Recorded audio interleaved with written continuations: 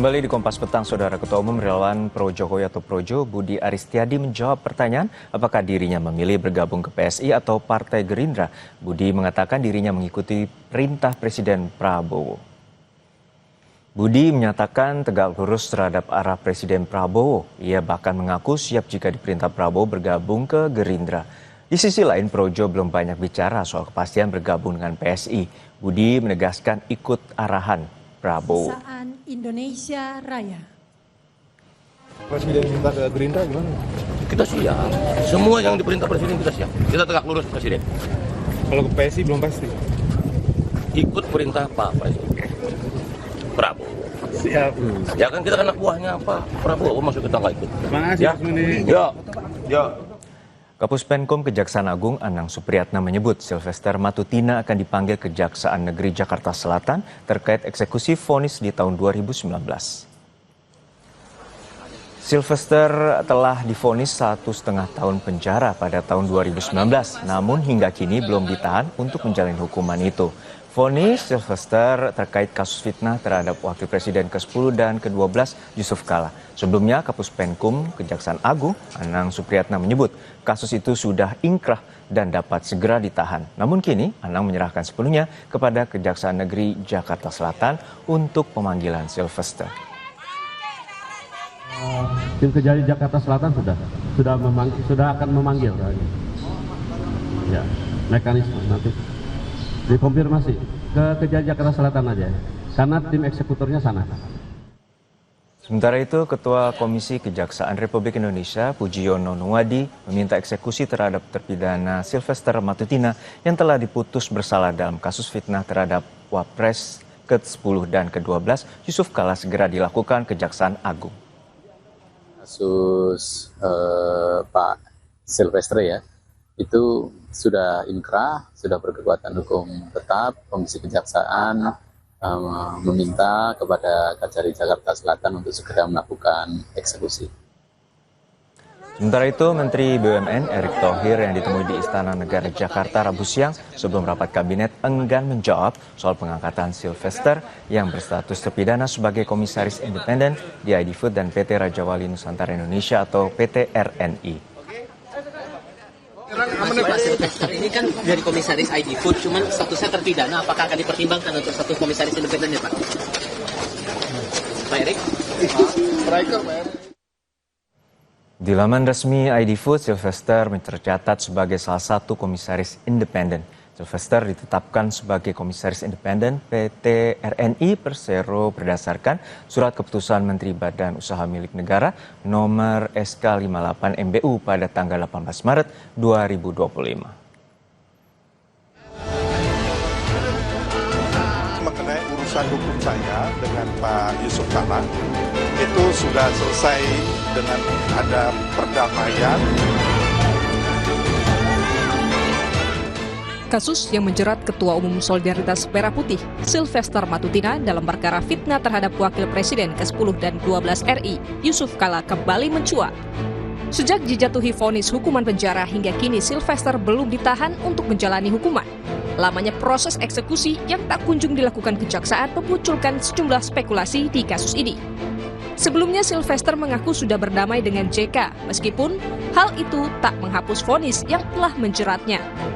Soal lama proses eksekusi, Kapus Penkum Kejaksaan Agung Anang Supriyatna memastikan proses hukum tetap berjalan dan eksekusi dilakukan sesuai putusan pengadilan. Kejaksaan tetap melaksanakan sesuai dengan aturannya. Kita kan sudah inkrah, artinya terlepas dari ada perdamaian. Kalau perdamaiannya sebelum penuntutan biasanya dipertimbangkan. Tapi ini kan sudah selesai. Artinya ya silakan aja nanti punya cara-cara lain, yang jelas kejaksaan akan melaksanakan nantinya mengeksekusi terhadap putusan pengadilan tersebut. Berarti hukum kita tetap berjalan. Hukum kita tetap berjalan secara. Sementara itu, dosen Fakultas Hukum Universitas Hasanuddin Makassar yang juga rekan Yusuf Kala, Hamid Awaludin mengaku heran mengapa Sylvester tak jua dieksekusi meski telah diputuskan bersalah oleh Mahkamah Agung. Hamid tak mau melempar dugaan lebih jauh soal lamanya eksekusi vonis terhadap Sylvester Matutina. Dia menghendaki bahwa putusan Mahkamah Agung itu harus dijalankan. Oke. Kan putusan hukum tertinggi dari lembaga hukum tertinggi. Saya sudah lupa ini kasus. Ini kan 6 tahun yang lalu ini kasus. Sejak diputuskan loh ya. Menggelindingnya ini kasus kan 2017, 8 tahun yang lalu. Di proses pengadilan 2018. Dulu saya ada dugaan itu kenapa tidak dieksekusi waktu Pak Jokowi. Saya ada dugaan-dugaan. Kenapa tuh, Pak? Tapi dugaan-dugaan ini kan tidak bisa saya buktikan kan secara yang konkret. Dalam putusan MA nomor 287K PID 2019, Sylvester Matutina dinyatakan bersalah melakukan tindak pidana memfitnah sebagaimana diatur dan diancam dalam pasal 311 ayat 1 KUHP dan menjatuhkan pidana penjara selama 1 tahun 6 bulan. Putusan Mahkamah Agung dalam kasus penghinaan Wapres ke-10 dan 12 Yusuf Kala oleh relawan Jokowi Sylvester Matutina 6 tahun lalu yang belum juga dilaksanakan memunculkan spekulasi adanya intervensi politik. Komisi Kejaksaan dalam pernyataan terakhirnya meminta jaksa segera mengeksekusi putusan untuk Sylvester. Tim Liputan, Kompas TV. Sylvester Matutina 6 tahun tidak dieksekusi setelah diputus bersalah penghinaan Wapres ke-10 dan ke-12 Yusuf Kala. Apa yang menyebabkan hal ini bisa terjadi kita bahas bersama Sekretaris Komisi Kejaksaan Ibu Dahlena dan juga Ketua PBHI Mas Julius Ibrani. Selamat petang Ibu Dahlena dan Mas Julius. Semoga sehat-sehat selalu. Ya, selamat petang. Selamat petang. Saya ke Bu Dahlena terlebih dahulu. Bu Dahlena, ini salinan putusan MA sudah diputus sejak dari tahun 2019 lalu, 6 tahun tidak atau belum dieksekusi. Lalu apakah dari temuan Komjak ini ada persoalan yuridis atau apa yang terjadi? Ya, terima kasih Mas Juno. Pertama memang kalau dalam konteks ini basis kami bisa dua ya. Pertama, kami cek di data kami memang tidak ada laporan pengaduan soal ini. Gitu. Sehingga bisa saja kami tidak tahu soal ini apakah memang ada kendala-kendala yang kaitannya dengan persoalan ini. Kedua, ketika ini muncul di publik, ini menjadi input bagi kami untuk memastikan apa sebetulnya yang menjadi hambatan sehingga tidak dilaksanakan eksekusi. Dan posisi kami tentu kami mendorong ini agar dilaksanakan. Seperti itu, Mas. Tapi detailnya apa menjadi hambatan dan seterusnya, termasuk juga kenapa persoalan ini sekian lama dianggapnya tadi itu ya, bisa mungkin langsung ke Kejaksaan Agung ataupun Kejaksaan Negeri Jakarta Selatan. Tentu konkretnya seperti apa pengawasan yang akan dilakukan karena ini spekulasinya meluas terkait ada dugaan intervensi politis. Ya, bagi kami tentu kami saat ini kami sedang tetap memonitor dan mendorong agar ini segera dilaksanakan begitu. Dan hasilnya tentu kami belum bisa menyampaikan karena masih dalam proses. Kita tetap berkoordinasi untuk memastikan ini terlaksana dengan baik. Oke, tidak ada persoalan yuridis, Mas Julius. Artinya ini ada tudingan atau dugaan unsur politis di sana. Seperti apa pandangan Anda terkait hal ini dan apa implikasinya? Ya, ini memang tidak bisa dipungkiri, Juno ya. Sepanjang kepemimpinan Presiden Joko Widodo dari mulai 2014 kemarin, memang politisasi hukum ini banyak sekali terjadi. Lawan-lawan politik dikriminalisasi gitu ya, dan juga proses-proses hukum yang begitu cepat terhadap lawan-lawan politik gitu. Nah ini tidak bisa dipungkiri. Bahkan ketika sudah berganti presiden menjadi Pak Prabowo pun penanganan kasus Tom Lembong dan segala macam. Jadi suasana ketegangan opini dengan publik bahwa hukum ini dipolitisasi itu tidak bisa dihindari. Itu yang pertama. Nah, yang kedua adalah mengenai prioritisasi penanganan perkara termasuk eksekusi Sylvester. Mau tidak mau konsekuensi logisnya adalah menempellah stigma politisasi terhadap proses hukum yang tadi kita diskusikan. Karena ada berbagai macam indikator. Satu, publik sudah mengetahui bahwa perkara ini sudah inkrah, tapi tidak ada tindakan dari jaksa eksekusi. Nah ini tentu jadi pertanyaan. Padahal belum tentu misalnya jumlah kasus yang begitu banyak, tetapi misalnya tim kejaksaan yang begitu sedikit, ya ini tentu mempengaruhi bobot kinerja kan gitu ya. Tapi yang kedua adalah tadi saya mau mengutip pernyataan tegas dari Kapus Penkum kita yang baru, Pak Anang menegaskan bahwa tidak ada hambatan agar segera dipanggil, agar segera dieksekusi. Itu harus dimaknai sebagai komando dari kantor pusat yaitu Kejaksaan Agung Republik Indonesia. Dan tidak mungkin ketika Kapus Penkum bicara itu tidak terkoordinasi langsung dengan Pak Jaksa Agung.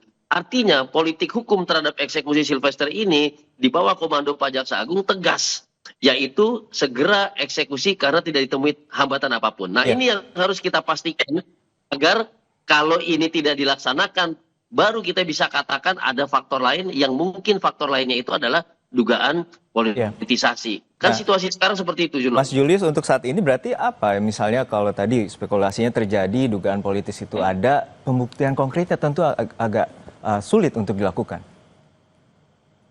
Nah, kalau pembuktian konkret memang tentu sulit dilakukan. Tetapi yang namanya aparat penegak hukum, baik kepolisian, kejaksaan, maupun hakim, dia memiliki satu kewenangan yang namanya diskresi. Diskresi inilah yang menentukan apakah tindakan yang diprioritisasikan, yang kemudian ditunda itu dapat dipertanggungjawabkan kepada publik, situasi urgensi, keterdesakan, dan yang lain. Nah, ini yang hilang dan atau mungkin belum dijelaskan oleh Kejaksaan Negeri Jakarta Selatan. Nah, ini juga yang harus dibantu oleh Komisi Kejaksaan secara inisiatif untuk memberikan kejelasan kepada publik sebelum opini publik yang viral mendahului pernyataan resmi dari instansi kejaksaan. Dan di situ pula nanti akan menjadi satu kekisruhan di mata publik. Begitu, Juno. Ya, baik. Bu Dahlina, untuk saat ini seperti apa sebenarnya 6 tahun terakhir pengawasan dan juga terkait dengan prosedur eksekusi terkait dengan vonis terhadap Sylvester Matutina? Ya, seperti tadi kami sampaikan secara spesifik mengenai kasus ini, memang kita monitor itu ketika muncul di publik. Dan ini menjadi input bagi kami untuk tentu, karena memang fungsi kami adalah mengawasi gitu ya, mendorong agar kinerja kejaksaan meningkat. Nah, dalam konteks ini tentu ketika ada masukan termasuk tadi Mas Ibrani sampaikan, ini perlu ada masukan atau ada dorongan agar kemudian ada kejelasan bagi publik begitu ya. Ya, ini adalah bagian dari kami. Bagian tentu ini masukan sangat penting bagi kami karena kami memberi atensi soal ini. Gitu. Kami memberi atensi soal ini dan tentu itu menjadi bahan bagi kita semua karena memang yang berwenang adalah APH gitu ya.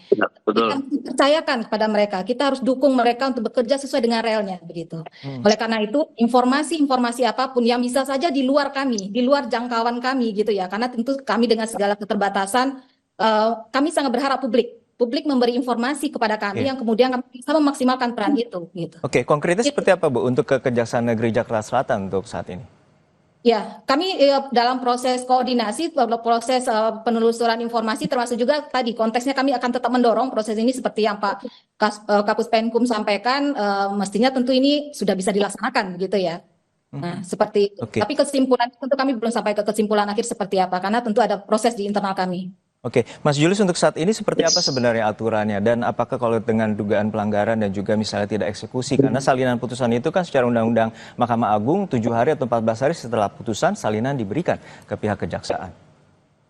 Ya, tentu hal yang pertama terganggu di sini adalah soal kepastian hukum. Nah, aparat penegak hukum itu utamanya Kejaksaan Agung yang sekarang sedang moncer-moncernya sebagai penegak hukum itu memiliki beban moral, memiliki beban etik untuk menjaga kepastian hukum itu. Dan salah satu indikator kepastian hukum itu adalah tadi prosedur tahapan-tahapan dalam criminal justice system kita atau sistem peradilan pidana kita betul-betul dilewati tanpa satu pelanggaran apapun termasuk undue delay atau pelambatan proses gitu. Karena ketika prosesnya ada keterlambatan tanpa ada penjelasan hambatan apapun, maka diduga di situ ada kepentingan tertentu, diduga di situ ada pelanggaran tertentu. Nah, makanya tadi saya katakan itu kemudian juga jadi beban Jamwas, di situ ada Pak Rudi Margono, kemudian juga menjadi beban Komisi Kejaksaan juga tanpa perlu ada laporan, kemudian memastikan supporting sistemnya memeriksa itu. Nah, yang ketiga adalah tadi kalau kita bilang ini siapa sih yang paling dirugikan? Tentu yang paling dirugikan adalah sistem kita.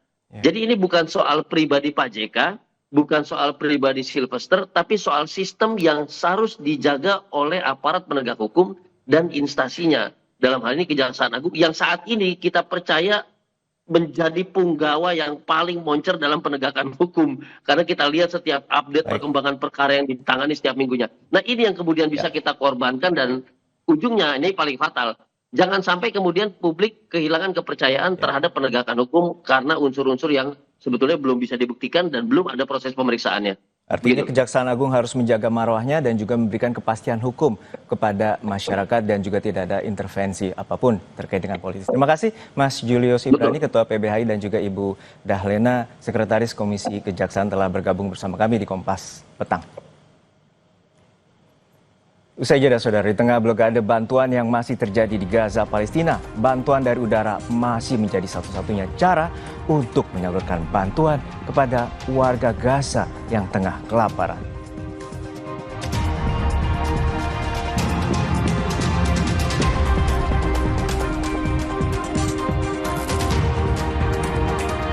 Saling serang dalam kasus ijazah Jokowi kini berbuntut pada terendusnya kasus pidana yang menjerat salah satu pendukung Jokowi, Sylvester Matutina. Perbincangannya akan kami hadirkan usai jeda bersama rekan saya, Cynthia Rompas.